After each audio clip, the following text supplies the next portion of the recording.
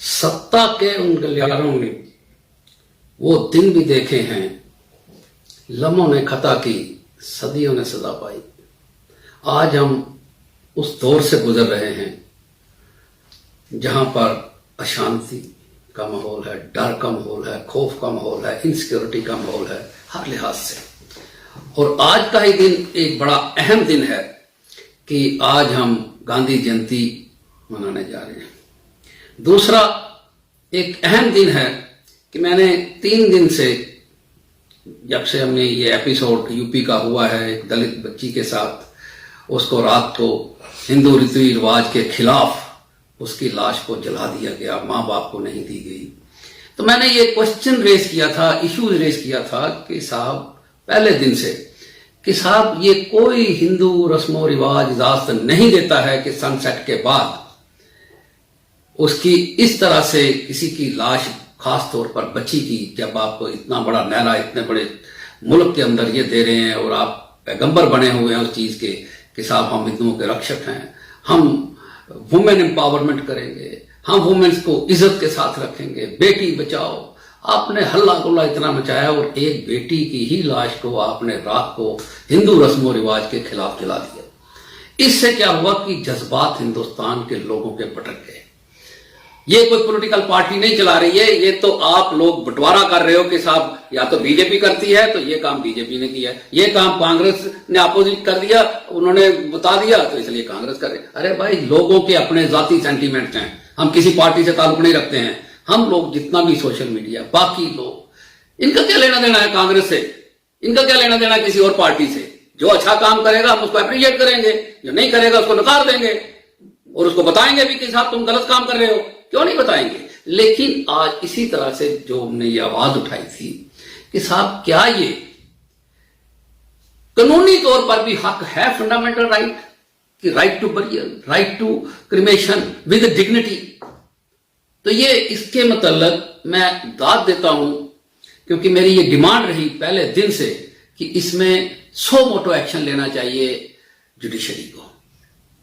हालांकि मैं चाहता था कि मेरी अपनी जाती ख्वाहिश थी कि साहब सुप्रीम कोर्ट इसका संज्ञान ले, लेकिन सुप्रीम कोर्ट जब तक संज्ञान लेती तो इलाहाबाद हाई कोर्ट ने कल इसका सो मोटो संज्ञान लिया और 2 जजों ने ऑर्डर पास किया, बड़ा डिटेल 11 पेज का ऑर्डर मेरे पास है, 11 पेज का। कल जो उन्होंने इसी मतलब इसी बात पर, इसी इशू पर, तो मैं मुबारकबाद देता हूं इलाहाबाद हाई कोर्ट ने, कम से कम उनकी कॉन्शियस जजिस की जागी और झंझोड़ दी लोगों ने, जिन लोगों ने। और आज उन्होंने महसूस किया कि साहब ये 11 पन्ने का पेज का फैसला जिसमें उन्होंने सारी चीजें डिस्क्राइब की, और मैं थोड़ा सा पढ़ के सुनाऊंगा ताकि जनता को अवेयरनेस हो जाए। कानूनी तौर पर भी सिर्फ जिंदा लोगों को ही फंडामेंटल राइट्स नहीं है, एक शख्स अगर मर जाता है उसको भी राइट टू डिग्निटी है, डिग्निफाइड मैनर से उसका क्रिमेशन करना है, उसके अपने रीति रिवाज रस्मों जितने भी हैं वो उसका फंडामेंटल राइट है।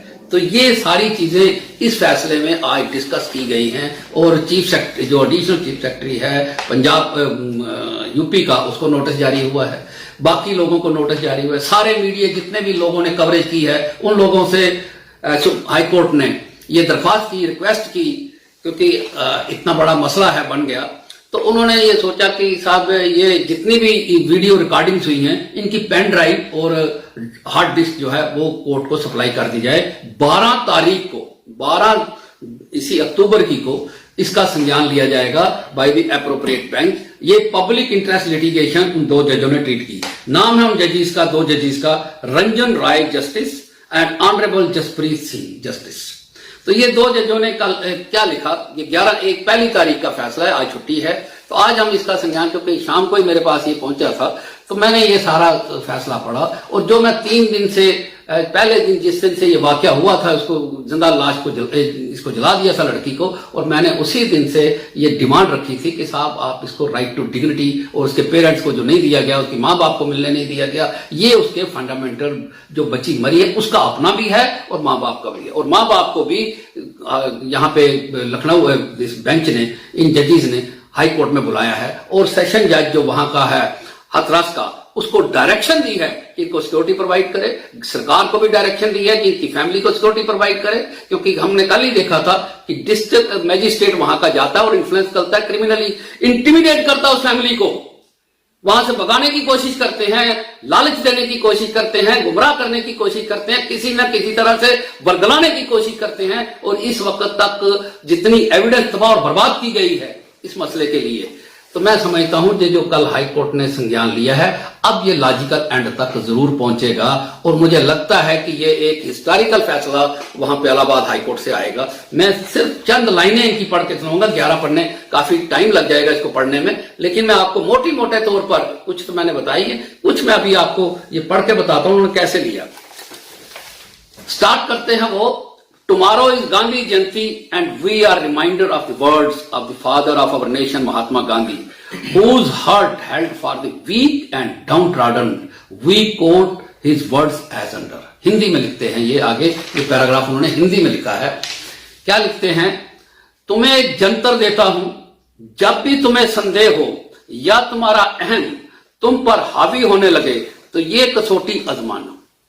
जो सबसे गरीब और कमजोर आदमी तुम्हें देखा हो उसकी शक्ल याद करो और अपने दिल से पूछो कि जो कदम उठाने का तुम विचार कर रहे हो वह उस आदमी के लिए कितना उपयोगी होगा। क्या उससे उसकी कुछ लाभ पहुंचेगा? क्या उससे वह अपने और अपने जीवन के भाग्य और कुछ काबू रख सकेगा? यानी क्या उसके उन करोड़ों लोगों का स्वराज्य मिल सकेगा जिनके पेट भूख और आत्मा अतिरिक्त होगी? तब तुम देखोगे कि तुम्हारा संदेह मिट रहा है और अहम समाप्त हो रहा है। This is a time to strengthen, to resolve, to live up to the idea which Bapu stood for, but unfortunately ground realities are very different from the high values propagated and practiced by father of our nation. Today we find ourselves constrained to take cognizance.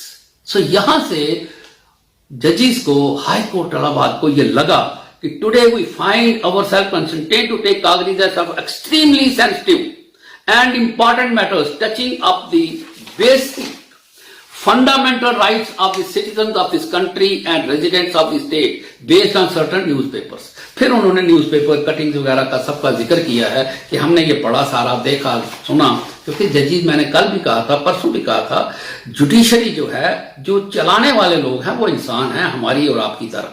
हमसे ही वो LLB करके गए हैं, हमसे ही वो तजर्बा system और समाज से पढ़ कर गए हैं, तो वो भी एक इंसान की तरह सोचते हैं जैसे हम सोचते हैं। सिर्फ क्या है कि उनके पास एक इमारत है, उनके पास एक अथॉरिटी है लीगल सिस्टम को एडमिनिस्टर करने की, तो वो उन्होंने कर दी। तो उसमें उन्होंने जब ये सारा जिक्र किया कि साहब हम भी बड़े पेनफुल तरीके से सारा सिस्टम को देखते हुए, तो मैं आगे बताऊंगा कि साहब जब उन्होंने सारे ये फैक्ट्स लिखे, उसके बाद जो सबसे बड़ी चीज आती है कि क्या ये उन माँ बाप का और उस बच्ची का जो मर गई और उसको जिंदा जला दिया गया, क्या उसका ये राइट था कि नहीं था? कि साहब उसको कैसे जलाया जाना चाहिए? क्या रात को जलाया जाना चाहिए था इनडिग्निफाइड मैनर से, इस तरह से कि साहब जिस तरह से ये आप कहते हैं एम्पावरमेंट करें, क्या एम्पावरमेंट करें? लेकिन सुप्रीम कोर्ट ने इसके मतलब जजमेंट्स दी हैं, बॉम्बे हाई कोर्ट ने जजमेंट्स दी हैं, तो वो सारी जजमेंट्स जो हैं वो इसमें उन्होंने कोर्ट की हैं अपने इस स्ट्रेंथन करने के लिए ऑर्डर को, कि साहब हम ये ऑर्डर पास कर रहे हैं, हमें तो लगा जजिस को कि साहब ये गलत हुआ है, ये उसके हक के, बुनियादी हक को जो कानून देता है उसके भी खिलाफ है, और उसको सपोर्ट ली उन्होंने उन जजमेंट से। मैं सिर्फ 2-3 लाइनें उस जजमेंट सुप्रीम कोर्ट की पढ़ूंगा जहां ये लिखा है सुप्रीम कोर्ट ने कि साहब जो मर जाता है उसका ये फंडामेंटल राइट है कि उसको डिग्निफाइड तरीके से क्रिमेट किया जाए, और डिग्निफाइड मीनर से उसके रस्मों रिवाज रीति जितने भी हैं, और क्या वो रात को उसको जलाया जा सकता है? The answer is no, big no. ये 7वें पन्ने पर उन्होंने लिखा है हाई कोर्ट ने, इलाहाबाद ने, we in the regard may refer to the decision of the honourable supreme court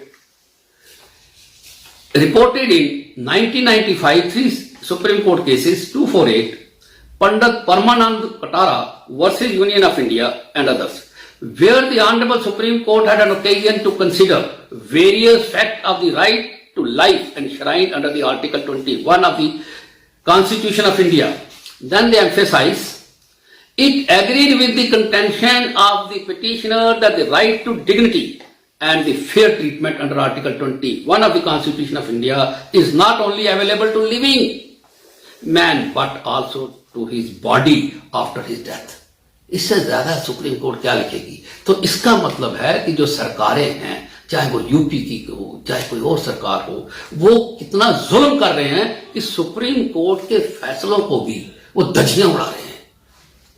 इसके आगे आप देखिए, it is taking a legal position the deceased victim after his death was entitled to honorable, decent and dignified last rites.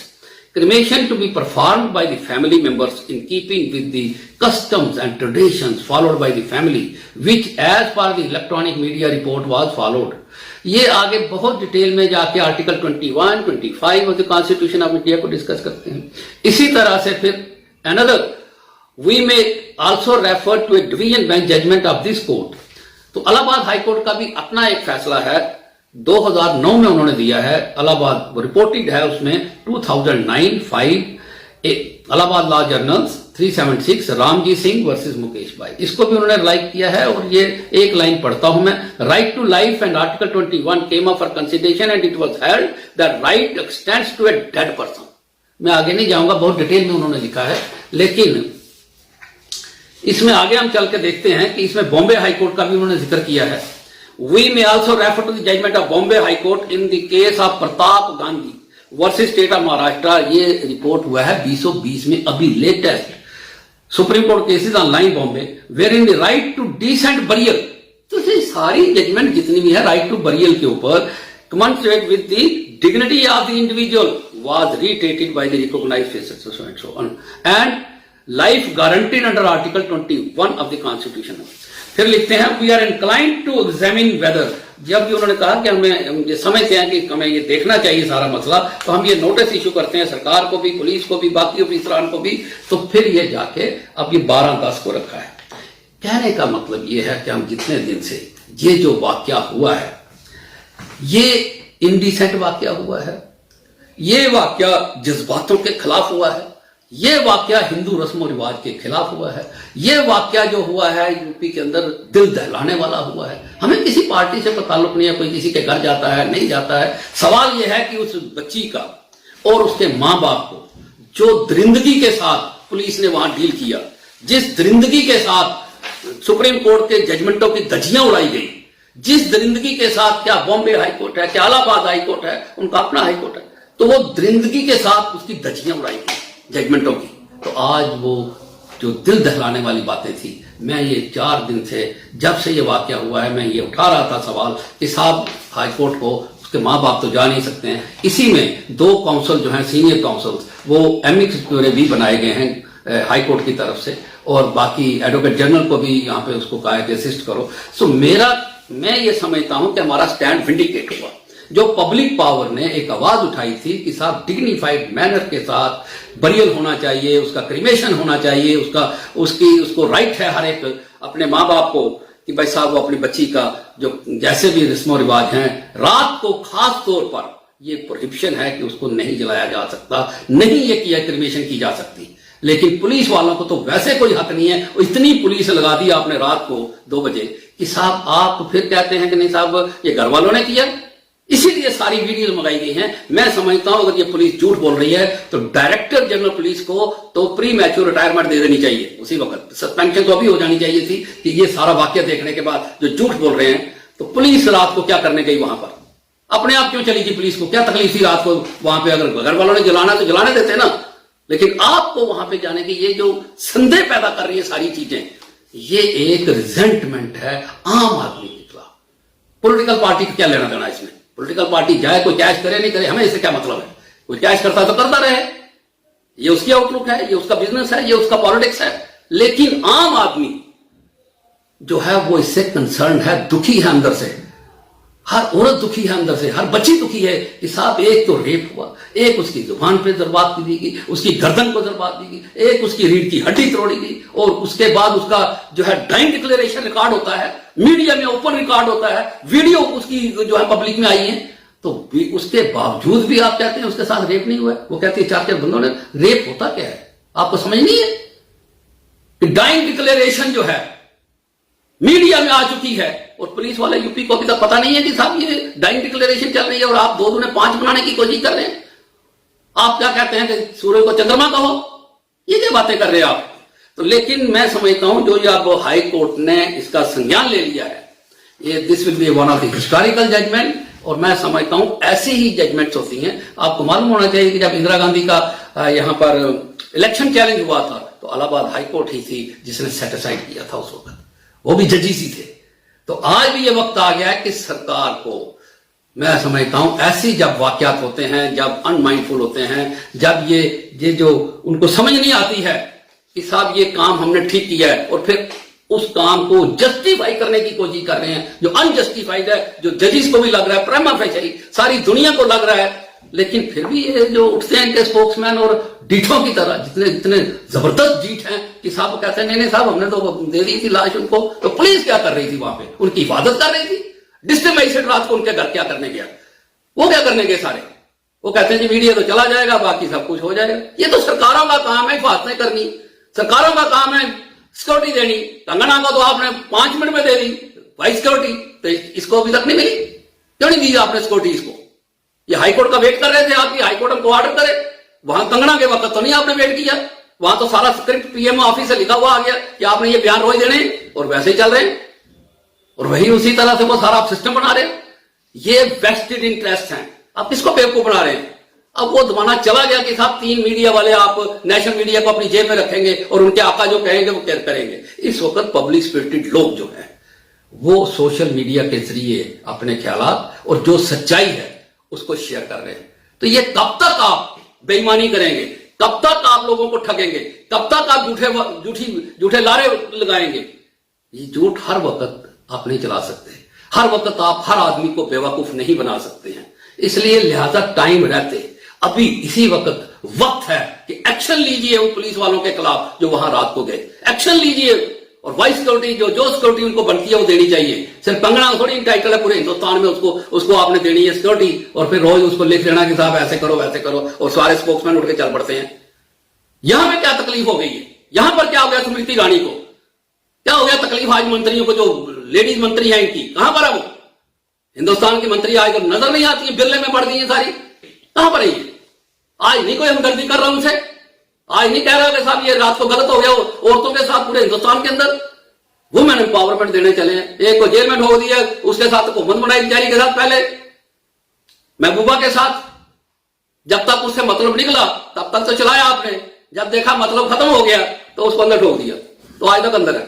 तो उसके लिए supreme court देख रही है भाई कब तक आपने रखना है, कोई तो यहां शर्म करो, कुछ तो अपना हया करो, कुछ तो आप औरतों के साथ तो लड़ रहे हो, आपको तो समझ नहीं आ रही है। आप फिर कहते हो जी जिंदाबाद करो, हमें क्या जिंदाबाद करें, आपको कर दिया ना 6 साल, लेकिन उस जिंदाबाद का नतीजा क्या निकला है, यही कि रात को आप क्रिमेशन करते हैं बच्चियों की, ये निकला। और कोई जिंदगी को आपको कंडेम करने को तैयार नहीं है।